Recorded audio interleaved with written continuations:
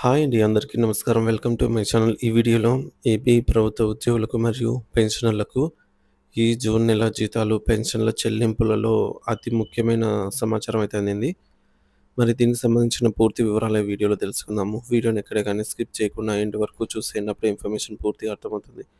అలాగే వీడియో చూస్తున్న ప్రతి ఒక్కరు వీడియోకి లైక్ చేయండి ఫ్రెండ్స్. ఈ వీడియోని తోటి ఉద్యోగ పెన్షన్ మిత్రులతో అయితే షేర్ చేయండి. కొత్తగా చూస్తున్న వారు ఇంకా ఎవరైనా సబ్స్క్రైబ్ చేసుకోకుంటే వెంటనే మన ఛానల్‌ని సబ్స్క్రైబ్ చేసుకోండి. దీని ద్వారా నేను చేసే లేటెస్ట్ వీడియోస్ అన్నీ మీ వరకు రీచ్ అవుతాయి. ఇక ఆలస్యం చేయకుండా వివరాల్లోకైతే వెళ్ళిపోదాము.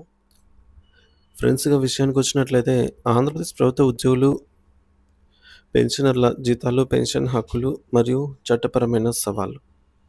ప్రభుత్వ పాలనలో ఉద్యోగస్తులకు కీలకమైన పాత్ర అయితే పోషిస్తారు.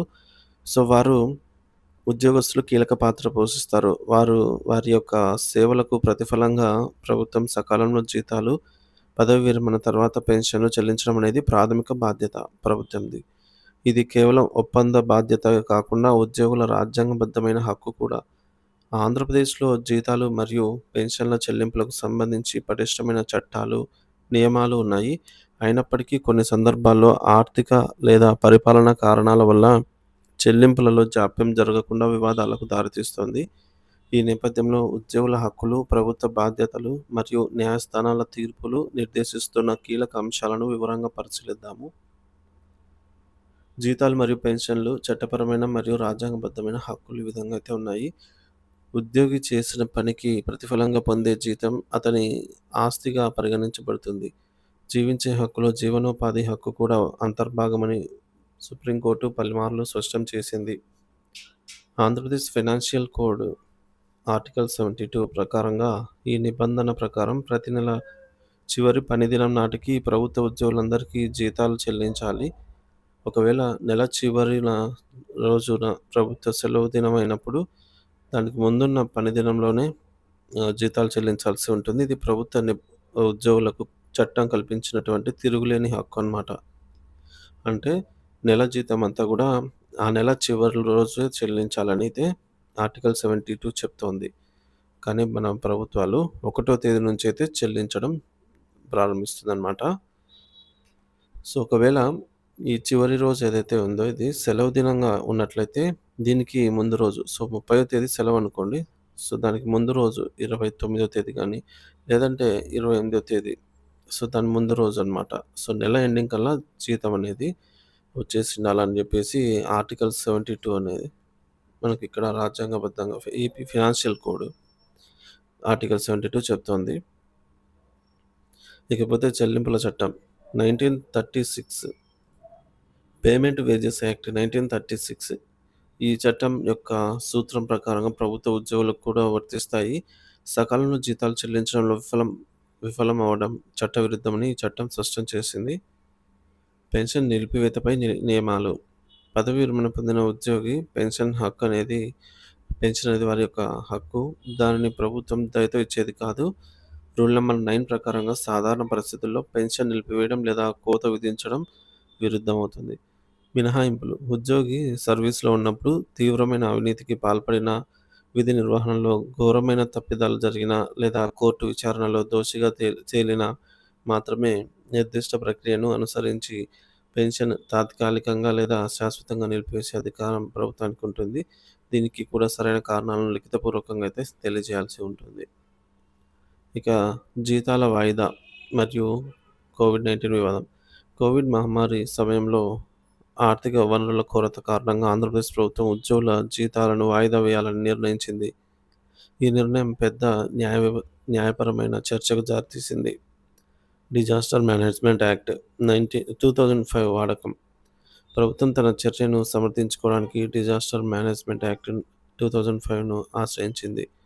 రాష్ట్రంలో ఆరోగ్య అత్యవసర పరిస్థితిని ఉందని, దాన్ని ఎదుర్కోవడానికి నిధులు అవసరమని వాదించింది. అయితే ఈ చట్టం విపత్తుల నిర్వహణ, సహాయక చర్యల కోసం ఉద్దేశించబడినది కానీ ఉద్యోగుల జీతాలను నిరవధికంగా వాయిదా వేయడానికి ప్రభుత్వానికి అపరిమిత అధికారాన్ని ఇవ్వదని న్యాయస్థానాలు అభిప్రాయపడ్డాయి. State of Andhra Pradesh versus Dinavahika Lakshmi case high court తీర్పు. కోవిడ్ కాలంలో జీతాలను వాదా జీతాల వాయిదాను సవాలు చేస్తూ ఉద్యోగ సంఘాలు, ఉద్యోగులు హైకోర్టునైతే ఆశ్రయించారు. ఈ కేసులో హైకోర్టు చారిత్రాత్మక తీర్పునిచ్చింది. జీతాలు చెల్లించడం అనేది చట్టబద్ధమైన బాధ్యత అని, కేవలం ఒక ప్రభుత్వ ఉత్తర్వు ద్వారా, జీవో ద్వారా చట్టపరమైన హక్కును కాలరాయలేమని స్పష్టం చేసింది. జీతాలను వాయిదా వేయాలంటే శాసనసభ ఆమోదించిన చట్టం లేదా గవర్నర్ జారీ చేసిన ఆర్డినెన్స్ ఉండాలని, కార్యనిర్వాహక ఉత్తర్వు ఎగ్జిక్యూటివ్ ఆర్డర్ సరిపోదని తేల్చి చెప్పింది. మూడోది, జీతాల ఆలస్యంపై వడ్డీ, న్యాయస్థానాల వైఖరి. జీతాలు లేదా పెన్షన్ల చెల్లింపులలో ప్రభుత్వం జాప్యం చేస్తే ఆ నష్టానికి బాధ్యత వహించాల్సి ఉంటుంది. వడ్డీ చెల్లింపు బాధ్యత. ఆలస్యమైన కాలానికి ప్రభుత్వం ఉద్యోగులకు వడ్డీ చెల్లించాలని హైకోర్టు మరియు సుప్రీంకోర్టు స్పష్టమైన తీర్పులిచ్చాయి. జీతం అనేది ఉద్యోగి ఆస్తి కాబట్టి దానిని ఆలస్యంగా చెల్లించడం వల్ల కలిగే నష్టానికి వడ్డీ రూపంలో పరిహారం చెల్లించాలి. వడ్డీ రేటు. ఉద్యోగ సంఘాలు 12% వడ్డీని డిమాండ్ చేసినప్పటికీ సుప్రీంకోర్టు కేసు తీవ్రత, ప్రభుత్వ ఆర్థిక పరిస్థితిని పరిగణనలోకి తీసుకొని 6% వడ్డీని సమంజసమైన రేటుగా నిర్ధారించింది. ఇది ప్రభుత్వానికి శిక్ష కాదు, ఉద్యోగికి జరిగిన నష్టానికి పరిహారం అని పేర్కొంది. పరిష్కార మార్గాలు మరియు ప్రభుత్వానికి సూచనలు. జీతాల చెల్లింపుల జాప్యాన్ని నివారించి ఉద్యోగులలో విశ్వాసాన్ని పెంపొందించడానికి ప్రభుత్వం క్రింది చర్యలైతే తీసుకోవాల్సి ఉంటుంది. మొదటిది, ఆర్థిక క్రమశిక్షణ. ప్రభుత్వం తన ఆదాయ వ్యయాలను ముందుగానే ప్రణాళిక చేసుకోవాలి. అవసరమైన ఖర్చులను తగ్గించుకొని ఉద్యోగుల జీతభత్యాల వంటి ప్రాధాన్యత చెల్లింపుల కోసం ప్రత్యేక నిధి కేటాయించాలి. రెండవది, పారదర్శకత మరియు కమ్యూనికేషన్. సాంకేతిక లోపాలు లేదా ఇతర తప్పనిసరి కారణాల వల్ల జీతాల చెల్లింపులలో జాప్యం జరిగే అవకాశం ఉంటే ఆ విషయాన్ని ఉద్యోగులకు ముందుగానే తెలియజేయాలి. దీనివల్ల అనవసరమైన ఆందోళన, అపోహలను నివారించవచ్చు. సాంకేతిక వ్యవస్థల ఆధునికీకరణ. జీతాల బిల్లుల ప్రాసెసింగ్, చెల్లింపుల కోసం వినియోగించే CFMS వంటి సాఫ్ట్వేర్లను నిరంతరం పర్యవేక్షిస్తూ ఎలాంటి సాంకేతిక ఆటంకాలు లేకుండా చూడాలి. చట్టాలకు కట్టుబడి ఉండడం. ఆంధ్రప్రదేశ్ ఫైనాన్షియల్ కోడ్ న్యాయస్థానాల తీర్పును గౌరవిస్తూ వాటిని తప్పనిసరిగా అమలు చేయాలి. చట్టాలను ఉల్లంఘించడం ప్రభుత్వ ప్రతిష్టకే భంగం కలుగజేస్తుంది. ఐదవది, గ్రీవెన్స్ రిడ్రెసల్ మెకానిజం. జీతాలు, పెన్షన్లకు సంబంధించి ఉద్యోగుల ఫిర్యాదులను త్వరితగతిన పరిష్కరించడానికి ఒక సమర్థవంతమైన యంత్రాంగాన్ని ఏర్పాటు చేయాలి. ప్రభుత్వ ఉద్యోగుల జీతాలు, పెన్షన్లు సకాలంలో చెల్లించడం అనేది కేవలం ఆర్థిక వ్యవహారం కాదు, అది సుపరిపాలనకు నిదర్శనం.